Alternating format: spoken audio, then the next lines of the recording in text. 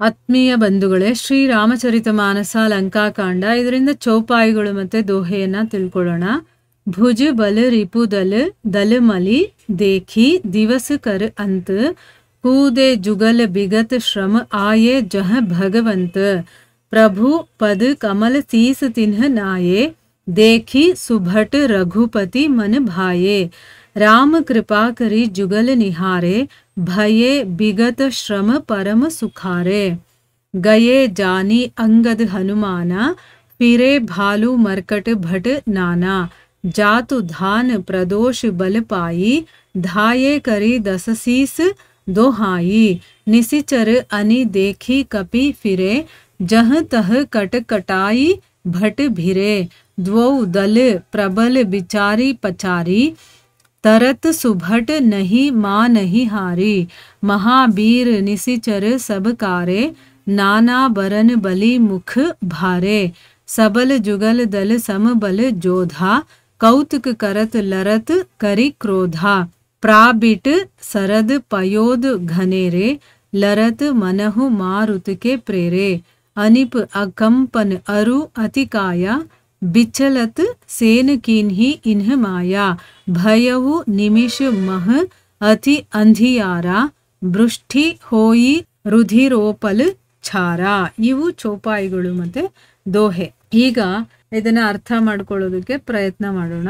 ಇಲ್ಲಿ ತುಳಸಿದಾಸರು ಹೇಳ್ತಾರೆ, ಶ್ರೀರಾಮ ಸುಗ್ರೀವ ಮತ್ತೆ ವಿಭೀಷಣನಿಗೆ ಹೇಳ್ತಾನೆ, ಅಂಗದ ಹನುಮಂತ ಲಂಕಾದುರ್ಗವನ್ನ ಹೊಕ್ಕು ನಡೆಸ್ತಾ ಇರುವಂತ ವಿಧ್ವಂಸವನ್ನ ನೋಡಿದ್ರೆ ಅವರಿಬ್ರು ಎರಡು ಮಂದರಾಚಲಗಳು ಸಮುದ್ರವನ್ನೇ ಮಥನ ಮಾಡ್ತಾ ಇದೆಯೇನೋ ಅನ್ನೋ ಹಾಗೆ ಶೋಭಿಸ್ತಾ ಇದ್ದಾರೆ.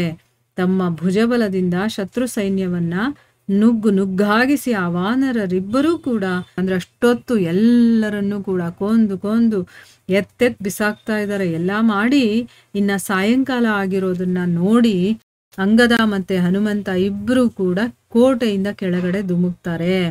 ಅಂದ್ರೆ ಸಾಯಂಕಾಲ ಆದ್ಮೇಲೆ ಯುದ್ಧ ಮಾಡಬಾರ್ದು ಅನ್ನೋದು ಯುದ್ಧ ನೀತಿ ಅನ್ನೋದು ಒಂದು ಇರತ್ತೆ. ಸೊ ಅದಕ್ಕೋಸ್ಕರ ಈಗ ಸಾಯಂಕಾಲ ಆಯ್ತು, ನಾವು ಯುದ್ಧ ಮಾಡಬಾರ್ದು ಅಂತ ಅವರಿಬ್ರು ಕೋಟೆಯಿಂದ ಕೆಳಗಡೆ ಧುಮುಕಿ ಯಾವ ಆಯಾಸನೂ ಇಲ್ಲದೆ ಭಗವಂತ ಎಲ್ಲಿದ್ನೋ ಆ ಶ್ರೀರಾಮ ಇದ್ದ ಕಡೆ ಹೋಗ್ತಾರೆ. ನೋಡಿ, ಭಗವಂತನ ಸ್ಮರಣೆ ಮಾಡಿಕೊಂಡು ನಾವು ಏನೇ ಕೆಲಸ ಮಾಡಿದ್ರು ಕೂಡ ನಮ್ಗೆ ಯಾವ ಆಯಾಸನೂ ಆಗೋದಿಲ್ಲ. ಎಷ್ಟು ಕೆಲಸ ಬೇಕಾದ್ರೂ ನಾವು ಮಾಡ್ಬೋದು ಅನ್ನೋದಕ್ಕೆ ಇದೊಂದು ಉದಾಹರಣೆ.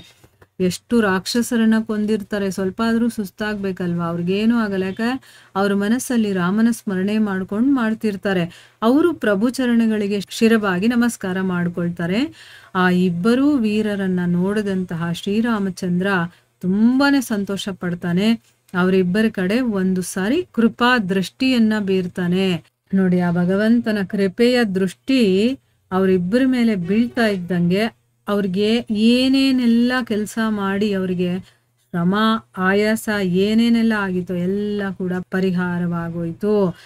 ಅಂದ್ರೆ ನಮ್ಗೆ ಎಷ್ಟೇ ಕಷ್ಟ ಇರಲಿ, ನಮ್ಮ ದೇಹಕ್ಕೆ ತೊಂದರೆ ಇರಲಿ, ನಮ್ಮ ಮನಸ್ಸಿಗೆ ತೊಂದರೆ ಇರಲಿ, ಭಗವಂತನ ಸ್ಮರಣೆ ಮಾಡಿದ ತಕ್ಷಣ ಅಥವಾ ಭಗವಂತನ ಕೆಲಸ ಮಾಡಿದ ತಕ್ಷಣ ಭಗವಂತನ ಬಗ್ಗೆ ಹೇಳೋದ್ರಿಂದ ಮಾತಾಡೋದ್ರಿಂದ ಏನಾಗುತ್ತೆ, ನಮ್ಮ ಆಯಾಸ ಎಲ್ಲ ಪರಿಹಾರ ಆಗುತ್ತೆ, ನಮ್ಮ ಕಷ್ಟಗಳೆಲ್ಲ ದೂರ ಆಗುತ್ತೆ. ಅದಕ್ಕೋಸ್ಕರ ಭಗವಂತನ ಸ್ಮರಣೆಯನ್ನ ನಾವು ಮಾಡಲೇಬೇಕು. ಅವ್ರಿಗೆ ಏನಾಯ್ತು, ತಾವು ಪಟ್ಟಂತ ಶ್ರಮ ಏನು ಅನ್ನೋದು ಗೊತ್ತಿಲ್ಲ, ಅಷ್ಟು ಅವ್ರಿಗೆ ಆರಾಮಾಗೋಯ್ತು, ಆಯಾಸ ಎಲ್ಲ ಹೊರ್ಟೋಯ್ತಾ. ಅವ್ರಿಗೆ ಎಲ್ಲಿಲ್ಲದ ಪರಮ ಸುಖ ಅನ್ನೋದು ಸಿಗತ್ತೆ.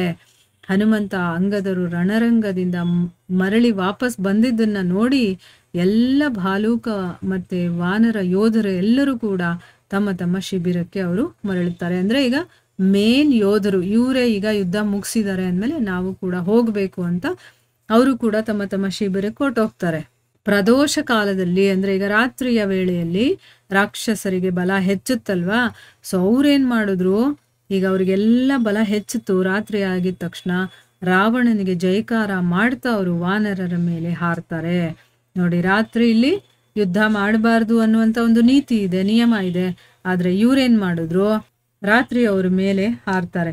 ರಾಕ್ಷಸರ ಸೇನೆ ಬಂದು ನಮ್ಮ ಮೇಲೆ ಬಿತ್ತಲ್ಲ ಅನ್ನೋದನ್ನ ನೋಡಿ ವಾನರರು ಮತ್ತೆ ರಣರಂಗಕ್ಕೆ ವಾಪಸ್ಸಾಗಿ ಕೋಪದಿಂದ ಕಟಕಟ ಅಂತ ಹಲ್ಲು ಕಡಿತಾ ಶತ್ರುಗಳನ್ನ ಎದುರಿಸ್ತಾರೆ. ಈಗ ಅವ್ರು ಬಂದು ಯುದ್ಧ ಮಾಡೋದಕ್ಕೆ ಮೈ ಮೇಲೆ ಬಿದ್ದಾಗ ಇವ್ರು ಸುಮ್ಮನೆ ಇರೋದಕ್ಕಾಗಲ್ಲ ಅಲ್ವಾ. ರಾತ್ರಿ ಆದ್ರೂ ಕೂಡ ಅವರಿಗೆ ಎದುರೇಟನ್ನ ಕೊಡ್ಲೇಬೇಕು, ಶತ್ರುಗಳನ್ನ ಎದುರಿಸ್ಲೇಬೇಕು. ಸೊ ಆ ರೀತಿ ಇವರು ಕೂಡ ಯುದ್ಧ ಮಾಡೋದಕ್ಕೆ ಶುರು ಮಾಡ್ತಾರೆ. ಎರಡೂ ತಂಡಗಳಲ್ಲೂ ಕೂಡ ಪ್ರಚಂಡ ಬಲಶಾಲಿಗಳೇ ಇದ್ದಿದ್ದು. ಎಲ್ಲ ಸುಭಟರು ಒಬ್ರು ಇನ್ನೊಬ್ಬರನ್ನ ಮೂದಲಿಸ್ಕೊಂಡು, ಅಂದ್ರೆ ಇನ್ನೊಬ್ಬರನ್ನ ಹೀಯಾಳ್ಸೋದು, ಬೈಯೋದು, ಈ ರೀತಿ ಮಾಡ್ಕೊಂಡು ಹೋರಾಡ್ತಾ ಇದ್ದಾರೆ. ಯಾರು ಕೂಡ ಸೋಲನ್ನ ಒಪ್ಕೊಳ್ತಾ ಇಲ್ಲ. ಆಮೇಲೆ ನಿಶಾಚರರೆಲ್ಲರೂ ಕೂಡ, ಅಂದ್ರೆ ರಾಕ್ಷಸರಿದಾರಲ್ಲ, ಅವರೆಲ್ಲರೂ ಕೂಡ ಮಹಾವೀರರೇನೆ, ಕಾಳ ರಾಕ್ಷಸರು. ಅದೇ ರೀತಿ ವಾನರರು ಕೂಡ ಏನ್ ಸಾಮಾನ್ಯ ಅಲ್ಲ, ಅವರು ವಿಶಾಲವಾದಂತಹ ದೃಢಕಾಯರು, ಅಂದ್ರೆ ತುಂಬಾ ಬಲಶಾಲಿಗಳು, ಒಳ್ಳೆ ಬಾಡಿ ಇದ್ದಂಥವ್ರು, ಒಳ್ಳೆ ಶಕ್ತಿ ಇದ್ದಂಥವ್ರು, ಅನೇಕ ವರ್ಣದವರು, ಬೇಕಾದಷ್ಟು ವರ್ಣಗಳಿತ್ತು ಅವರಲ್ಲಿ. ಎರಡೂ ಸೈನಿಕರು ಕೂಡ ಸಮಾನ ಬಲಶಾಲಿಗಳಾಗಿದ್ರು, ಸಮ ಬಲ ಇದ್ದಂಥವ್ರು, ಅಂಥ ಯೋಧರೇ ಇದ್ರು. ಎರಡೂ ಕಡೆನೂ ಕೂಡ ಒಳ್ಳೊಳ್ಳೆ ಯೋಧರೇ ಇದ್ರು. ಅವರೆಲ್ಲ ಕ್ರೋಧ ತಪ್ತರಾಗಿ ಹೋರಾಡ್ತಾ ಶೌರ್ಯವನ್ನ ಪ್ರದರ್ಶನ ಮಾಡ್ತಾ ಇದ್ರು. ರಾಕ್ಷಸ ವಾನರರ ಕಾಳಗ ಇದೆಯಲ್ಲ, ಅದು ವರ್ಷ ಋತು ಮತ್ತೆ ಶರದ್ ಋತುವಿನ ಮೋಡಗಳು ಹೇಗೆ ಆ ಗಾಳಿಯ ಪ್ರೇರಣೆಯಿಂದ ಪವನ ಹರಿದಾಗ ಅದರ ಪ್ರೇರಣೆಯಿಂದ ವರ್ಷ ಋತು ಮತ್ತೆ ಶರದ್ ಋತುವಿನ ಮೋಡಗಳು ಹೇಗೆ ಪರಸ್ಪರ ತಾಗ್ತಾ ಇತ್ತೋ, ಅಂದ್ರೆ ಟಚ್ ಆಗ್ತಾ ಇತ್ತೋ, ಆ ರೀತಿ ಇವರು ಕಾಣಿಸ್ತಾ ಇದ್ದಾರೆ. ಎರಡು ಮೋಡಗಳು ಘರ್ಷಣೆ ಆದ್ರೆ ಹೇಗಿರುತ್ತೋ ಆ ರೀತಿ ಕಾಣಿಸ್ತಾ ಇದೆ. ಇವರಿಬ್ರು ಯುದ್ಧ ಮಾಡ್ತಾ ಇರೋದು. ಅನಿಪ, ಅಕಂಪನ, ಅತಿಕಾಯ ಅನ್ನುವಂಥ ಸೇನಾಪತಿಗಳಿರ್ತಾರಲ್ಲ, ಅವರು ತಮ್ಮ ಸೇನೆ ಛಲವಿಛಲವಾಗ್ತಾ ಇರೋದನ್ನ ನೋಡಿ ತಮ್ಮ ಮಾಯೆಯನ್ನ ಹರಡ್ತಾರೆ. ಇವರೆಲ್ಲ ಮಾಯಾವಿಗಳಲ್ವ ರಾಕ್ಷಸರು. ಈಗ ನಮ್ಮ ಒಂದು ಸೈನ್ಯದವರು ವಿಚಲವಾಗ್ತಾ ಇರೋದನ್ನ ನೋಡಿ ಅವ್ರೇನ್ ಮಾಡ್ತಾರೆ, ಮಾಯೆಯನ್ನ ಹರಡ್ತಾರೆ. ಕ್ಷಣ ಮಾತ್ರದಲ್ಲಿ ಏನಾಯ್ತು, ಎಲ್ಲ ಕಡೆನೂ ಕೂಡ ಕಗ್ಗತ್ತಲು ಕವಿಯುತ್ತೆ. ರಕ್ತ, ಕಲ್ಲು ಮತ್ತೆ ಬೂದಿ ಇರುತ್ತಲ್ಲ, ಅಂತ ಮಳೆನೇ ಸುರಿಯೋದಕ್ಕೆ ಶುರುವಾಗುತ್ತೆ.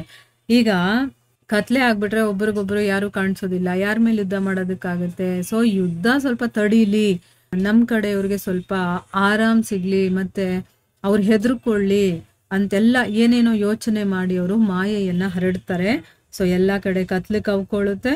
ಆಮೇಲೆ ಬೂದಿಯ ಮಳೆ, ಬೂದಿ ಸುರಿದ್ರೆ ಏನಾಗುತ್ತೆ, ಎಲ್ಲ ಕಡೆನೂ ಬೂದಿ ಇದ್ರೆ ಏನಾಯ್ತು, ಏನು ಕಾಣಿಸೋದಿಲ್ಲ. ಮೊದಲೇ ಕತ್ಲಿದೆ, ಬೂದಿ ಬೇರೆ, ಅದರಲ್ಲಿ ರಕ್ತ ಮತ್ತೆ ಕಲ್ಲುಗಳ ಮಳೆ ಕೂಡ ಸುರಿತಾ ಇದೆ. ಮುಂದುವರೆದು ಏನಾಗುತ್ತೆ ಅಂತ ನಾವು ಮುಂದಿನ ಭಾಗದಲ್ಲಿ ತಿಳ್ಕೊಳ್ಳೋಣ. ಹರೇ ಕೃಷ್ಣ.